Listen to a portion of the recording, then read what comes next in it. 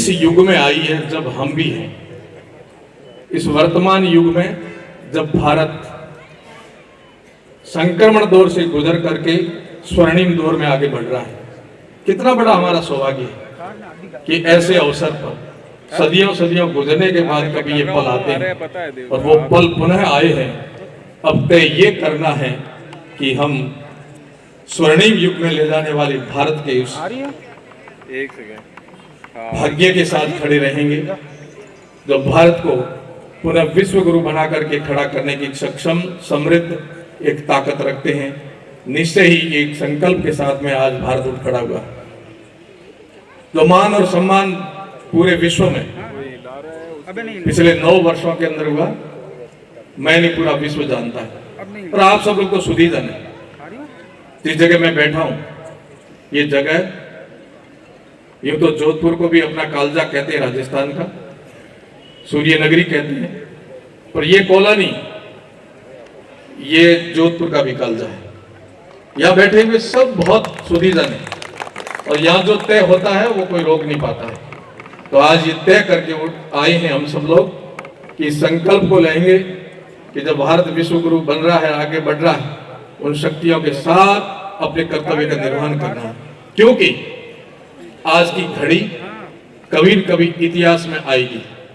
कोई भी घटना घटती है तो इतिहास में अंकित होती है, चाहे विश्व स्तर की कोई घटना हो, चाहे अपने गांव की कोई घटना हो।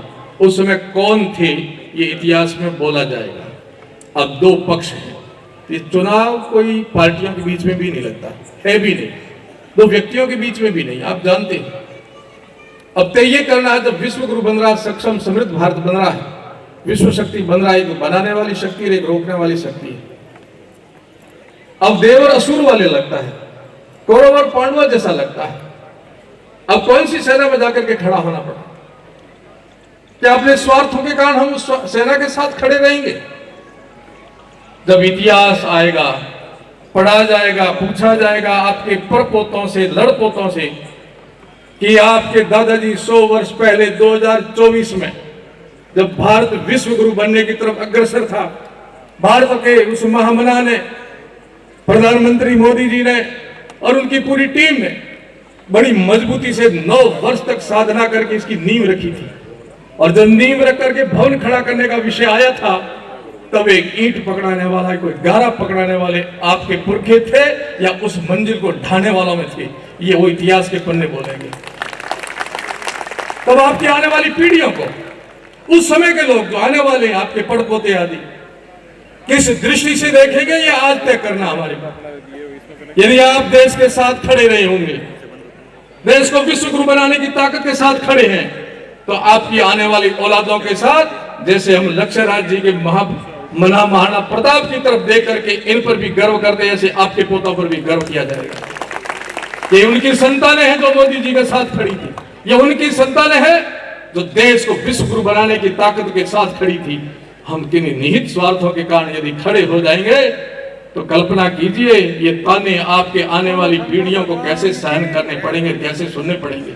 बत्ते ये करना है कि इदम राष्ट्र इदम न मम, मैं राष्ट्र का पुत्र हूं, राष्ट्र के लिए हूं।